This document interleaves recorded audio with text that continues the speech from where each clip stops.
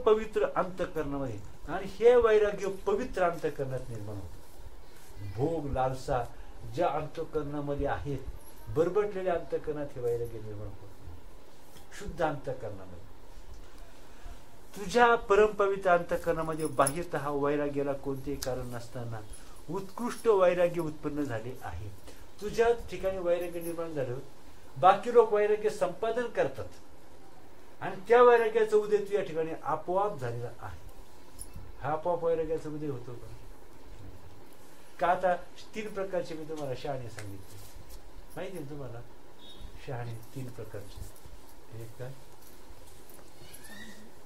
उपदेशाने. हा, जो उपदेशाने शहाणा होतो तो एक शहाणा, तो एक शहाणा, 1 नंबरचा शहाणा. उपदेश करून ऐकून शहाणा होतो. त्याच्यानंतर हा ऐका, उपदेशाने जो विचार करून शहाणा होतो तो एक. आता मी विसरलो होते, परंतु आता विचार करू.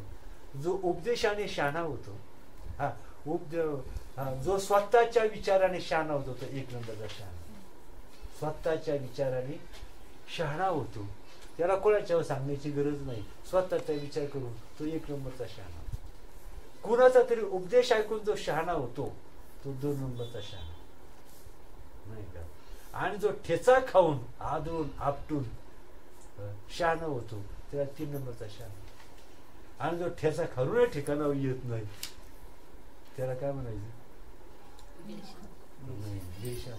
मूर्ख म्हणायचे त्याला, तो शहाणा नाही. एक तर माणसानं स्वतः विचार करून शहाणा व्हावं, नाही तर कोणाचं तरी ऐकून तरी शहाणा व्हावं, नाही तर ठेचा खाऊन तरी शहाणा व्हावं. पण जो कशाने शहाणा होत नाही तो, म्हणजे कोणतंही कारण नसताना मग. आणि पाहता जे हळूहळू निर्माण होते ते खरं वैराग्य असतं. वैराग्य निर्माण आलं बी खाली गेलं बी, असं वैराग्याला असं वैराग्याला सूर्यासारखं तेजस्वी वैराग्य. असं तो 8 दिवस नुसता वैराग्याचा मिरुमुनी होता, आणि 8 दिवसात जसं झटकन आलं तसं झटकन गेलं. परमार्थात माणूस हळूहळू, मी म्हणतो लय घाई करायचं, लय पळायचं नाही, लय पळायचं हळूहळू हळूहळू आपण करू. नाही असं तसंच नाही, काही नाही करायचं, लय पळायचं नाही.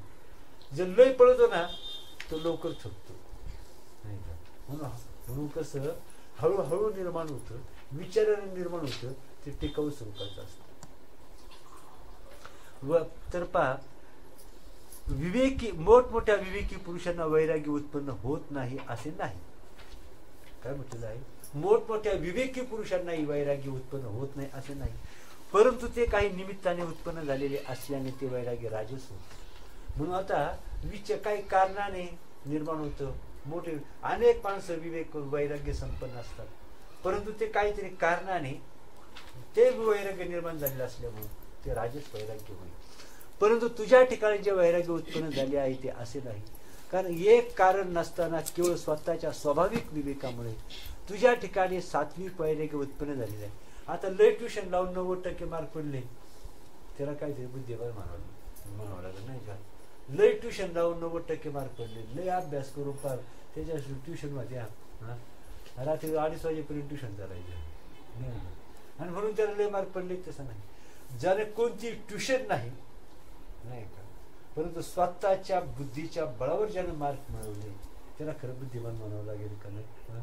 हाणून मारून जे स्वतःच्या विचाराने जिनं प्रपंच केला, जे दिवसात 4 वेळा 2 वेळा नवऱ्याचा 3 वेळा सासूचा मार खाते आणि उत्तम प्रपंच करते. ठरलेलेच 2 वेळा नवऱ्याचा आणि 3 वेळा सासूचा मार खायचा, आणि असा प्रपंच करते. तिला काय म्हणावं? तिला काय म्हणावं? गृहिणी. कोणती गृहिणी? परंतु जे सासू जिला अजिबात बोलत नाही, नवरा शब्द सुद्धा काढत नाही, नाही का, परंतु स्वतःच्या विचाराने जी सगळा प्रपंच सांभाळते, सासूचं तिच्याशिवाय पान हालत नाही, तिला खरी समजून नाही का? सासूचं तिच्याशिवाय पान हालत नाही, ती ओके म्हणल्याशिवाय नवरा जाण्याशिवाय पाऊल टाकत नाही. ज्या असतात वहिनीने सांगितल्याशिवाय नाही. कोणती गोष्ट आईला नाही विचारायची, पण वहिनीला विचारायची. फिदा असतात.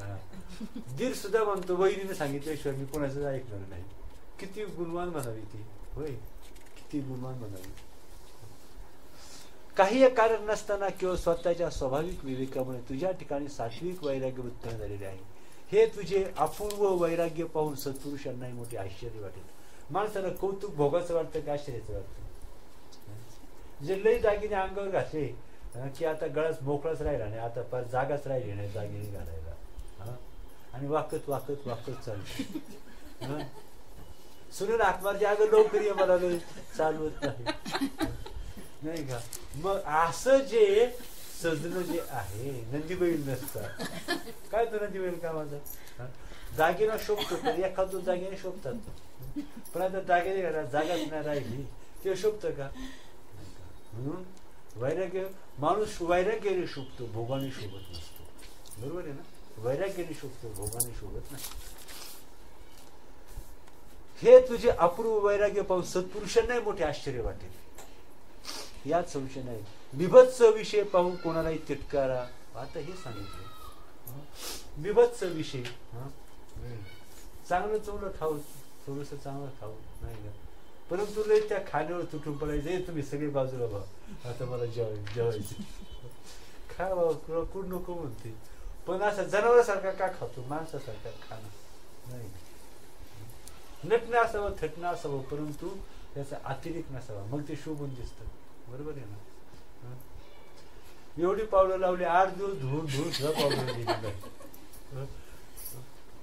शेवटी अशी पावडर शोधावी लावली. 8 दिवसाची पावडर घालवण्यासाठी कोणती पावडर आणणार नाही. बिभत्स विषय पाहून कोणालाही तिटकारा वाटणार. म्हणजे बिभत्स कामाचं नाही, थोडस असावं, माफक असावं. पण तुझ्यासारख्या सत्पुरुषामध्ये ते उत्तम वैराग्य उत्पन्न होते. ते मात्र विषयांच्या तिटकारामुळे नसून विषयाचा तिटकारा नाही का, हाणून मारून जो जागेवर येतो म्हणतो तो फार आता पोरगा फार चांगला वागतो, आता पोरगा फार चांगला वागतो. जो पहिल्यापासूनच चांगला वाटतो तो खरा शहाणा का जो मार खाऊन खाऊन जागेवर आला तो शहाणा.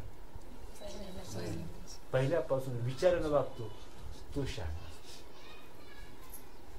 ज्यांच्या मनात निर्मळ मनात असे कारणाशिवाय वैराग्य उत्पन्न होते, म्हणून प्रभूंची स्तुती आहे. प्रभू रामचंद्र म्हणून सर्व रामाचं चरित्र आचरणीय आहे. कुणीही आचरण करावं पण ते शक्य नसतं. कृष्णाचं चरित्र आचरण करण्यासारखं नाही. कृष्णाच्या चरित्राचा उच्चार करायचा आणि रामाच्या चरित्राचं आचरण करायचं. परंतु लोक काय करतात, कृष्णाच्या चरित्राचं आचरण करतात आणि रामाच्या चरित्राचा उच्चार फक्त करतात. रामाच्या चरित्राचा एक जण तुम्हाला माहिती आहे का, एक जण होता गेला, तो जायचा ते महाभारत ऐकायला नाही का, काय ऐकायला, कृष्ण चरित्र हरिविजय ऐकायला. हरिविजय ऐकायला ते कृष्णाला 16,000 बायका, 16,000 बायका याचं डोकंच फिरलं. म्हटलं आपल्या जीवनात आपल्या जगण्यात सुद्धा अर्थ नाही. एका बायकोवर केवढ दिवस काढायचे वाटलं नाही का. बरोबर आहे ना. म्हटलं कमीत कमी आणखी एखादी तरी म्हटलं खरी. एक रजेवर गेलो दुसरी. आणि म्हणून काय केलं, त्याला वाटलं असं वाटलं बरं आता त्याला प्रस्ताव बायको पुढे मांडायचा. बायकोने मान्यता द्यायला पाहिजे ना. आणि म्हटली तू म्हटलं मी हरिविजयला जातो नाही का, हरिविजयला जातो म्हटलं आणि असा असा प्रकार झाला म्हटलं. हरिविजयला जातो तर माझ्या डोक्यात एक विचार आला. म्हटलं काय, म्हणलं कृष्णाला 16,000 बायका होत्या, मला तुला लईच कामाचा ताण पडतोय, एखादी आणखी एखादी पाहावी असं मला वाटतं. तुम्ही लईच चांगलं म्हटलं. बरं झालं म्हटलं देव पावलं म्हटलं, हरिविजयला फार चांगलं काम केलं म्हटलं. मग तरी मी तुम्हाला कधीपासून म्हणतोय तुम्ही हरिविजय ऐकायला जा म्हटली, पण तुमच्या डोक्यात शिरलं नाही. पण म्हटली थांबा जरा, मी पण इकडं म्हणे पांडव प्रताप ऐकायला जात होते. म्हटलं असं म्हटलं, हा म्हटलं मग ते बरोबरच आहे म्हटलं. मी हरिविजय ऐकला म्हटलं. त्याला वाटलं तर बायको बरी जागेवर आली म्हटलं नाही का. म्हटलं मी पण पांडव प्रताप ऐकायला जात होते. म्हटलं मग काय ऐकलं म्हणलं तू. म्हणजे मी त्या द्रौपदीला 5 नवरे होते, आज मी एखादा केला तर काही बिघडणार नाही. तर तेरी चूक मेरी चूक आपलं आहे ते. मग असं काय कामाचं आहे नाही. हे बायको म्हणजे अशा विचाराने त्याला विचार तो निर्णय रद्द केला ते नाही. म्हणजे विषयांच्या तिटकाऱ्यामुळे नसून विवेकापासून उत्पन्न होते. ज्यांच्या निर्मळ मनात असे कारणाशिवाय वैराग्य उत्पन्न होते ते महाबुद्धिमान महात्मे खरोखर धन्य होत. गळ्यातील उत्कृष्ट हारामुळे तरुण मनुष्य शोभून दिसतो नाही का. गळ्यातील उत्कृष्ट हारामुळे तरुण मनुष्य शोभून दिसतो. त्याप्रमाणे ज्याची बुद्धी विवेक संपन्न झाल्यामुळे वैराग्यशील बनली आहे. विवेक संपन्न तीच शाली बुद्धी म्हणाली. विवेक आणि वैराग्याने युक्त असणारे. चांगले कपडे जरूर असावेत. माणसाच्या अंगावर अलंकार असावेत. बरोबर आहे का नाही. अलंकार असावेत. वस्त्र कपडेही चांगले असावेत.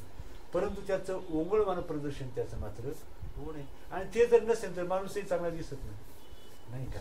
अलंकार जर नसतीलच, चांगले वस्त्र जर नसतील तरी माणूस चांगला दिसत नाही. तो मनुष्य अधिक शोभून दिसतो. या संसार रचनेसंबंधी स्वतःशीच विवेकाने विचार करून ज्यांना वैराग्य उत्पन्न होते ते खरोखर धन्य पुरुष होत. आणि म्हणून ज्याच्या चित्तामध्ये विवेकाचा आणि वैराग्याचा उदय झाला आणि आपण हे निर्माण करायचं आहे. वैराग्याचा आपण अभ्यास, स्वतःचा शोध घ्यायचा आहे. माझ्या चित्तात विवेक आहे का नाही, माझ्या चित्तात वैराग्य आहे का नाही, माझ्या बुद्धीचा निश्चय, जगत मिथ्यात्व निश्चय माझ्या बुद्धीचा झालेला आहे किंवा नाही का. आणि मग ती आत्मज्ञानाची रीत जर समजली तर आत्मज्ञान निर्माण होईल. बरोबर आहे का नाही. माकडाला नारळ सापडला परंतु त्याला फोडण्याची अक्कल नव्हती. थोबाड सोलवून निघालं आणि नारळी फेकून दिला. काय झालं. तोड सोलून निघालं. नारळ कामाला आला तर नाहीच नाही, पण तोड सोलून निघालं. तसं आत्मज्ञानाची रीत जर माहीत जर नसेल नाही का तर आत्मज्ञानाची प्राप्ती संभवते का. म्हणून आत्मज्ञानाची रीत माहीत असते. हे आत्मज्ञानाचा उदय कसा करायचा, काय चिंतन करायचं हे तरी कळलं पाहिजे की नको. काय विचार करायचा हे तरी कळलं पाहिजे की नको माणसाला. ते दृढ चिंतन, असं चिंतन करायचं आहे. विठ्ठल हे चित्त, विठ्ठल हे चित्त प्रपंचापासून गोमनचे. का बरं. विठ्ठल चित्त का विठलं विनाकारण नाही. विठ्ठल चित्ताला आनंद व्हायला पाहिजे का. आनंदानं तो त्याग करतोय. तो ह्या भोग गोष्टीचा त्याग दुःखानं नाही त्याग करत, आनंदानं त्याग करतो. आनंदानं त्याग का करतो. आनंदानं त्याग का करतो. एखादा पदार्थ तुमच्या पुढे ठेवला, त्याच्यामध्ये विष टाकलेलं आहे, त्या पदार्थाचा त्याग तो आनंदानं करीन का दुःखानं करीन. आनंदानं करीन. बरोबर आहे का नाही. आनंदानं जो त्याग असतो त्याला खरा त्याग म्हणतात. आनंदाने केलेला त्याग. मग त्या भगवंताचं, त्या परमात्म्याचं असं दैदिप्यमान स्वरूप पाहून म्हणून वैषयांचा त्याग करतो. परमात्म्याच्या दैदिप्यमान स्वरूपाच्या लालसेने त्याची दृष्टी असते त्या परमात्म्याचं दैदिप्यमान स्वरूप. आणि म्हणून तो काय करतो, त्याला अडसर ठरणारा हे जे भोग त्याचा त्याग जो करतो. आणि मग असा त्याग कसा असतो तो विचारायला होणार त्याग. ते रीते नाही का. म्हणून समजल्याशिवाय आपण म्हणतो आमका आमका का अजून जागेवर येत नाही, आमका आमका का, त्याला कळलेलंच नसतं. तो जागेवर काय येत नाही त्याला अजून कळलेलं नसतं. ज्याला ते भगवंताचं दैदिप्यमान स्वरूप कळलेलं आहे आणि हा संसार विषाने आणि दुःखाने भयंकर ग्रासलेला आहे, हे ज्याला खरंच कळलेलं असतं तो आत्मज्ञानाकडे प्रवृत्त होतो. कळलं का मी काय सांगितलं. माणूस आत्मज्ञानाकडे अजूनही माणूस विषयासक्त का, विषयासक्त का. अज्ञानी माणूसच विषयासक्त असतो. पुढे होणाऱ्या भयंकर दुःखाची त्याला जो खऱ्या अर्थाने जाणीव नसते. भयंकर दुःखाची त्याला जाणीव नसते. आणि भयंकर होणारा जो अफाट आघात लाभ दैदिप्यमान स्वरूप तेही त्याला माहीत नसतं. त्याला ही घाणच चांगली वाटते. म्हणजे त्याच्या ठिकाणी खऱ्या बुद्धीमध्ये खरं ज्ञान अजून, खरा उपदेश, शास्त्र श्रवण अजून त्याच्या चित्तात ठसलेलं नसतं. आणि म्हणूनच त्याची विषयामध्ये प्रवृत्ती असते. हा सांगितलेला विषय लक्षात आला का आताच. माणूस का म्हणतो त्याचं एवढं ऐकतो, एवढं अजून असा का वागतो, एवढं ऐकून असा का वागतो. अजून खऱ्या अर्थाने सांगितलं काय सांगितलं, त्याला भयानक जगाचं दुःख कळलेलं नसतं. हे विषय किती हानिकारक आहेत कळलेलं नसतं नाही का. आणि म्हणजे मरणप्रायी यातना, एक एक विषय भोगणं, एका एका विषयामध्ये अडकणं, म्हणजे पुढं होणाऱ्या मरणप्रायी यातनांचं ते जणू काही बीजरूपण आहे. हे ज्याला कळलेलं असतं. आणि म्हणून माऊली सांगतात ना, धडधडीत विष खाली लागली जळत घरी न पुढं काय व्याघ्र विवराव न वचले बसती जीवी. सांगितलं काय सांगितलं? जळत घरी न रिगवे, विष खाणे नागवे, जळत घरी न रिगवे, व्याघ्र विवरा न विचवे बसती जीवी. धडधडीत लोहरशी, उडी न घालणे जैशी, न करावी उशी अजगराची, अर्जुना तेने पाडे, जयाशी विषय वार्ता नावडे, निधी इंद्रियांच्या तोडे काही जाऊ. विचारी मनुष्य कधी भोगात आसक्त होत नाही. हे मूर्खाचंच काम आहे विषय आसक्ती. हे मूर्खाचं लक्षण आहे. हे मूर्खाचं लक्षण आहे. विषयामध्ये आसक्त होणं हे मूर्खाचं लक्षण आहे. हे शहाण्याचं लक्षण नाही. ही अधोगतीची निशाणी आहे, नाही का? भयंकर दुःखाची ही नांदी आहे. म्हणून शहाणा मनुष्य काय करतो? जो आताच विवेक वैराग्य संपन्न होतो, सांगायचं हा आता खऱ्या अर्थानं विचारायला लागलेला आहे आणि हा पुढं मिळणाऱ्या आश्चर्यकारक अशा लाभाची हा बीजारूप आता करू लागलेला आहे. त्याची पावलं उच्च गतिकडे आता पडू लागलेली आहेत. हे आपण समजून घ्यायचं. आलं लक्षामध्ये?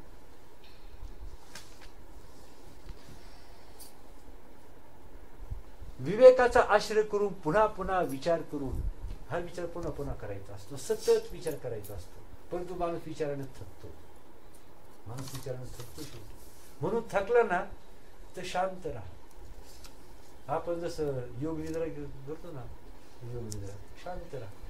चिंतन करू नका, वाचन करू नका, विचार करू नका, शून्य म्हणून ठेवा. फक्त लय वाटले तर विठ्ठल पांडुरंग हरी वासुदेव हरी भजन करीत राहा. परंतु चुकूनही विषयाचं चिंतन, विषयाच्या चिंतनाने विश्रांती मिळते, परंतु तो विश्रांती आहे असा भ्रम असतो, नाही का? भटकणाऱ्या जीवाला गुहेमध्ये, नाही का, पावसा पाण्यापासून, वादळ वाऱ्यापासून गुहेमध्ये विश्रांती मिळाल्यासारखी वाटते, परंतु ती विश्रांती स्थळ नसून तो भ्रम असतो. ती असते वाघाची वस्ती. मग वाघाची वस्ती म्हणजे विश्रांती स्थळ आहे का? नाही. म्हणून विषयाचं सेवन करून हे विश्रांती स्थळ नाही, आनंद देणारं स्थळ नाही, नाही का? म्हणून विषयाने विश्रांती मिळते, परंतु ती खरी विश्रांती नसते, तर ती पुढे घेणाऱ्या विनाशाची अगोदरची पायरी असते. म्हणून चुकून सुद्धा विषयाचं शाळेला झालं प्राप्त कर्म करावं, परंतु विषय सेवन म्हणून त्यासाठी नाही.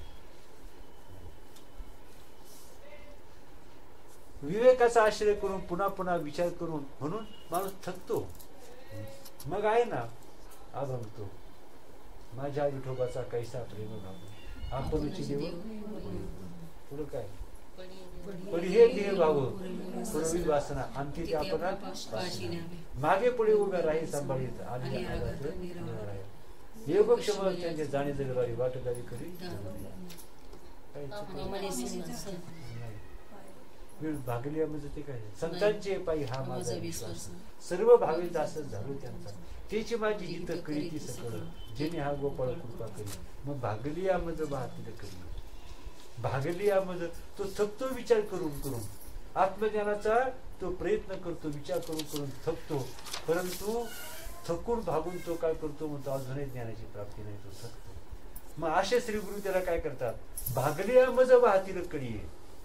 जो थकतो, जसं आई काय करते, रस्त्याने चालणाऱ्या थकलेल्या मुलाला आपल्या कडेवर घेते आणि त्याला विश्रांती प्राप्त होते प्रवासामध्ये, तसं शिष्याला श्री गुरु काय करतात, जो आत्मज्ञानाचा प्रवास करून जो थकतो त्याला श्री गुरु आपल्या कडेवर घेतात आणि त्याला विश्रांती देऊन ताजतवानं करून पुन्हा अभ्यासाला लावतात,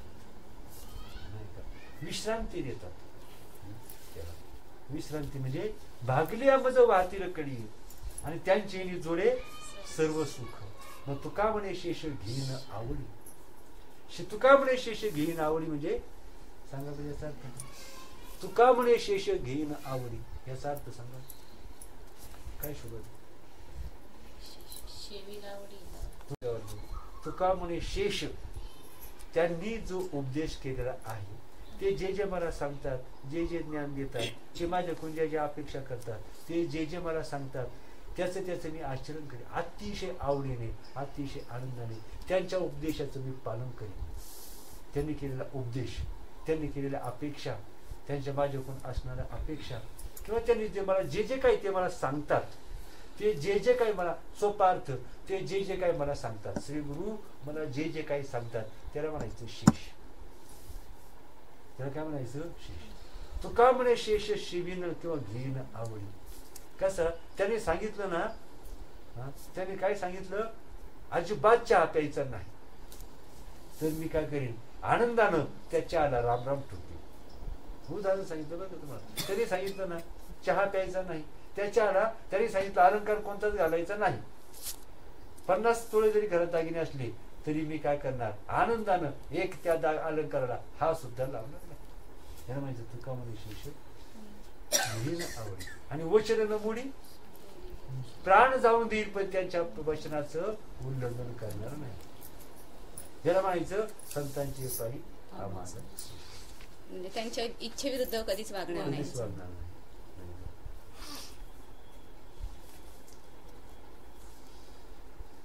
स्मशानात पाहाल आता काय म्हटलेलं आहे, या संसार रचनेसंबंधी स्वतःशी विवेकाने विचार करून ज्यांना वैराग्य उत्पन्न होते, ते खरोखर या संसार रचनेसंबंधी स्वतःची सुंदर विचार आलेले आहेत.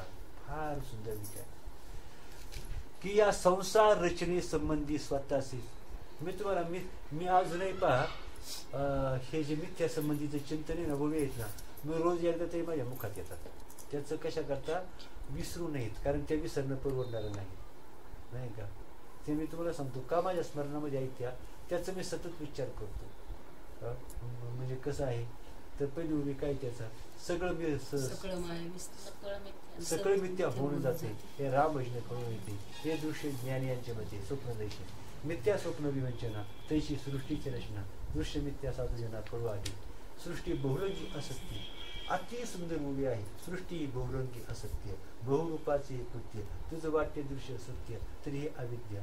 माया मिथ्या बाजीगिरी, दिशे साच्याची परी, परी जाणत्यांनी खरी मानू नये. साच मानेले दृश्याला निश्चयाची बांधून गेला, पाहाव केवढा सुका पडला अकस्मात.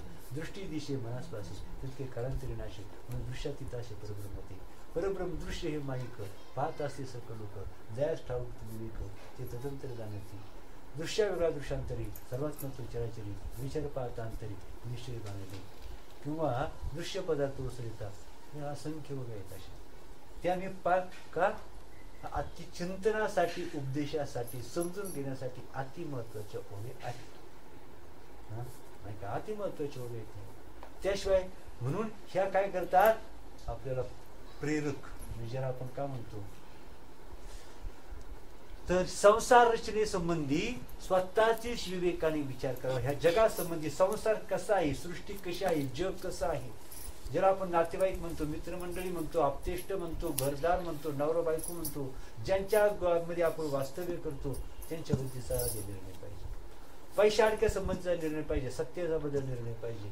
म्हणजे आपल्याला आत्मज्ञानासाठी आत्मज्ञानाकडे जायचंय, यासाठी या गोष्टीचा चिंतन करावं लागेल. म्हणून सृष्टी बहुरंगी असत्य, बहुरूपाचे हे कृत्य, तुझ वाटते दृश्य सत्य, परी हे अविद्या. तू जे पाहतोस म्हणजे तुझी जागृती हीच अविद्या आहे. तू जागृतीमध्ये जे जे काय करतो ते सगळे अविद्येमध्ये मोडतो. ध्यानात आलं का? तुम्ही जागृतीमध्ये जे जे बोलता, चालता, व्यवहार करता, जो उत्तम साधकाचं नाही सांगितलं का नाही, जो तत्वविवेक करतो त्याच्याबद्दल नाही, अज्ञानी जनांचं सांगतो. अज्ञानी जन सांगतो म्हणजे जागृतीमध्ये मनुष्य जे जे बोलतो, चालतो, व्यवहार करतो, सुख दुःख भोगतो, ऐकतो, पाहतो, त्याची संपूर्ण जागृती म्हणजेच अविद्या आहे. त्याच्यामध्ये सृष्टी आली, जग आलं, घर आलं, दार आलं, नातेगोती आली, सगळं सत्ता संपत्ती आली, मानपण आले, सुख दुःख आले, चांगलं वाईट आलं, शुभाशुभ आलं, सगळं आलं, यश आपले सगळं काही आलं. जागृती तेव्हा म्हणते जागृती. ही जागृती म्हणजेच अविद्या. चांगलं लक्षात घ्या, जागृती म्हणजे काय आहे, अविद्या. मग सृष्टी संबंधी असा विचार करतो. वैराग्य, टिकाऊ वैराग्य आपोआप असं दृढ विचारानं तयार होणार असतं टिकाऊ वैराग्य. तुम्हाला तो बुवाचा दृष्टांत माहिती आहे ना, बुवाला रुपया सापडला नाही का, म्हणजे भिक्षा मागायला रुपया पडला होता, बुवाने रुपया उचलला. पण ते बारक्या पोराला पाहिलं, तो आई बुवाने रुपया उचलला. आई का म्हणते, पाहिलं का, फार मोठाचा दृष्टांत आहे. आई म्हणते जाऊ दे, उचलू दे, तो खोटा होता, खोटा म्हणत तिथेच टाकून. मग वस्तू मिथ्या आहे असं कळल्यानंतर तिचा मोह कोणालाच राहत, त्याचा मोह कोणाला होत नाही. चित्रातल्या स्त्रीशी लग्न करावं कोणाला वाटेल का? किती सुंदर असली चित्रातली स्त्री, तिच्याशी लग्न करावं असं कोणाला वाटेल का? माहिती ना मिथ्या आहे म्हणून. हा मिथ्या कळलं, ज्याच्या बुद्धीचा निश्चय मिथ्या झाला का त्या ऐसा जवळ तू होशी, मग त्याला वैराग्य पटकन निर्माण होतं, झटकन त्याचं वैराग्य कसं असतं, अगदी परिपूर्ण वैराग्य त्याचं असतं.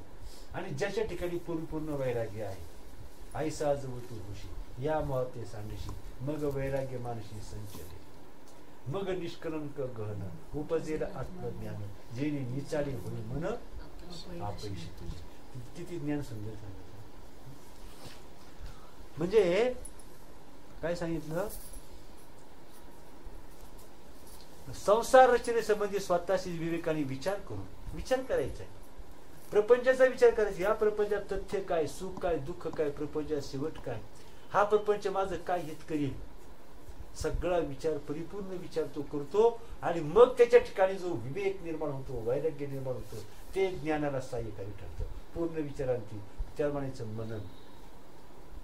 आणि याचं श्रवण पाहिजे. असं आता याचे श्रवण केल्याशिवाय मनन करता येईल का? आणि त्या स्वतःचही तिखट मीठ मिरची स्वतःची पाहिजे. मग तो जगासंबंधी विचार करतो. मग तो म्हणतो जग हे सुखाला कारण नाही तर दुःखालाच कारण आहे. म्हणून तो जगात कुठेही आपली बुद्धी फक्त परमात्म्याकडे आपली बुद्धी, तो परमात्मा आणि जग यांचा तुलनात्मक विचार करतो. काय करतो? परमात्मा आणि जग यांचा तुलनात्मक विचार करतो. तुलनात्मक विचार करता करता हे अतिशय व्यर्थच आहे आणि दुःख कारक आहे हा बुद्धीचा निश्चय. आणि परमात्म्याकडे बुद्धीचा, परमात्मा हा श्रेयस आहे, कल्याणकारक आहे. तिथं कोणतंही दुःख नाही, कोण चुकच नाही. तिथं सर्वस्वानं जरी आपण 24 तास जरी परमात्म्याचं भजन केलं तरी तिथं धोका नाही आणि तिथं दुःख नाही आणि तिथं घात नाही, बिनधोक नाही का, असा मार्ग आहे आत्मचिंतनाचा. मग असं जो विचारानं वेळ करतो, तर असं ज्यांना वैराग्य, स्वतःशीच विवेकाने विचार करून ज्यांना वैराग्य उत्पन्न होते ते खरोखर धन्य पुरुष होत. मग आता तर आपल्याला विचारते, आपण एवढं आवडतं, वैराग्य असल्याशिवाय आपण इथं बसलो का? एवढं रोज आपण 4-4 तास वेळ काढतो, वैराग्य असल्याशिवाय वेळ काढतो का? काहीतरी आपल्या अंतःकरणात ओढ निर्माण झालेली आहे, अंतःकरण रंगलेलं आहे, चित्तानं काहीतरी विचार केलेला आहे, म्हणूनच आपण हे करतो ना. तुम्ही कमी नाही, तुम्ही कमी समजू नका स्वतःला. लय वरचे समजू नका, लय खालचे समजू नका. तुम्ही ज्ञानाच्या जवळ गेलात एवढं निश्चित, फार ज्ञानाच्या अलीकडे आहोत असा गैरसमज करून घेऊन काळजी करू नका. आणि फार ज्ञानाच्या पलीकडे गेलात असं काही समजू नका, उड्या मारू नका. का बरोबर आहे ना?